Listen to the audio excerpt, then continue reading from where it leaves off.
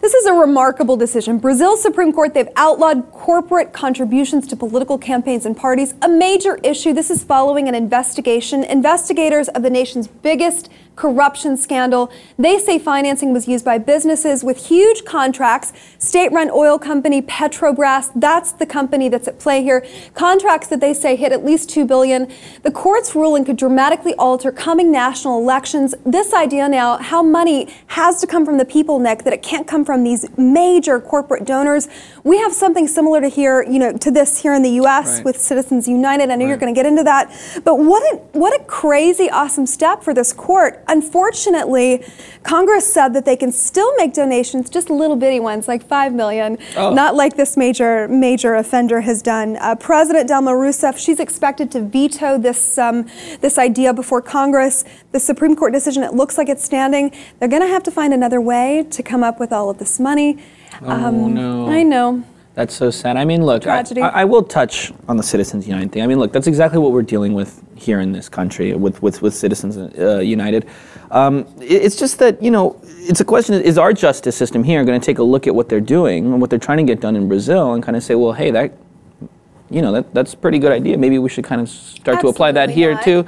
Probably won't happen, but it's a boy can dream, can he? Yes. No, I mean, it's a good question. I mean, how much corporate influence should be involved in these damn elections, And when you look at how much money was given by these huge corporations to get this woman in office, it's like, when you get rid of that, where the hell's the money going to come from? Oh my God, are they going to have to start being really good candidates and start to actually apply voting to for the people? Yeah, and talk to the people and have to not just rely on a gang of money to get in office. It sucks, but hey, that's the way it is, unfortunately. They were able to track this money back to key votes, and specifically the main offender, it's primarily engineering and corporate contracts that deal with building as well. And that's where the money was coming from. Here, I wanted to point out, corporations, they consider themselves, I've heard this argument made, that a corporation has a vote just like a person would have a vote because you have the right to speech, and money is a form of speech.